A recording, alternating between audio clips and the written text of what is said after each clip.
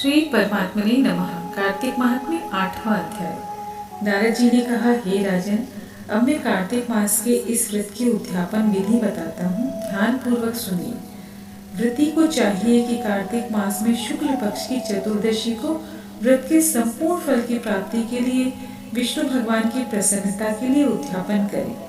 तुलसी के ऊपर चंदोवा बनाए, बंधनवार व फूलों से सुसज्जित करे, चंवर से सुशोभित मंडप बनाए, चारों ओर दरवाजों पर पूर्णशील, सुशील, जय और विजय 4 द्वारपालों को अलग अलग स्थापित करें। तुलसी की जड़ों में 4 रंगों सर्वतोभद्र चक्र बनाए, उसके ऊपर कलश की स्थापना करें, उसमें पंचरत्न डालें, नारियल रखें और शुद्ध वस्त्र से कलश को ढक दें। फिर भगवान विष्णु का पूजन करें। द्वादशी को भगवान विष्णु जागे थे, त्रयोदशी को देवताओं ने उनके दर्शन किए थे, चतुर्दशी को देवताओं ने उनका पूजन किया था, इसीलिए भगवान विष्णु की उद्यापन पूजा की जाती है। इस दिन संयम तथा शांत चित्त से व्रत करना चाहिए। षोडशोपचार तथा विविध नैवेद्य आदि से भगवान का पूजन करें। विविध प्रकार के वाद्यों के साथ कीर्तन करते हुए रात्रि में जागरण करें। जो प्राणी श्रद्धा पूर्वक भगवान का कीर्तन करते हैं, उन लोगों के 100 जन्मों के पाप धुल जाते हैं। जो व्यक्ति भगवान के नियमित जागरण करते हैं, भगवान का कीर्तन करते हैं, उनके असंख्य जन्मों के पाप नष्ट हो जाते हैं और उनको असंख्य गोदानों का फल मिलता है। जो लोग भगवान की मूर्ति के आगे नृत्य गान करते हैं, उनके सभी पाप नष्ट हो जाते हैं। जो लोग भगवान के सम्मुख बैठकर कीर्तन करते हैं और वंशी आदि बजाकर भगवत भक्तों को प्रसन्न करते हैं और भक्ति से रात्रि भर जागरण करते हैं, उनको करोड़ों तीर्थ का फल मिलता है।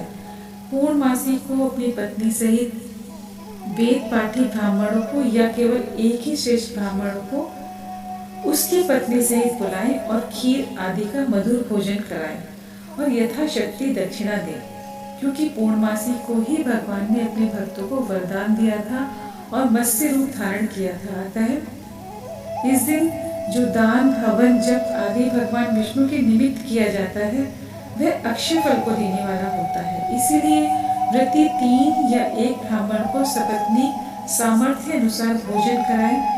उन ब्राह्मणों को अपनी सामर्थ्य के अनुसार दक्षिणा देकर प्रणाम करें। बाद में भगवान विष्णु की पूजा करके अन्य देवताओं तथा तुलसी व कपिला गाय का पूजन करें। व्रत की कथा सुनाने वाले गुरु व उपरोक्त ब्राह्मणों को वस्त्र आभूषण आदि से पूजन करके उनसे क्षमा प्रार्थना करें। आप सब लोगों की अनुकंपा से मुझ पर भगवान सदा प्रसन्न रहें। इस व्रत को करने से मेरे 7 जन्मों के किए हुए पाप नष्ट हो जाएं और मेरी संतान चिरंजीवी हो। इस पूजा के द्वारा मेरी सभी इच्छाएं पूर्ण हो। मेरी मृत्यु होने के बाद मुझे अतिशय दुर्लभ विष्णुलोक प्राप्त हो।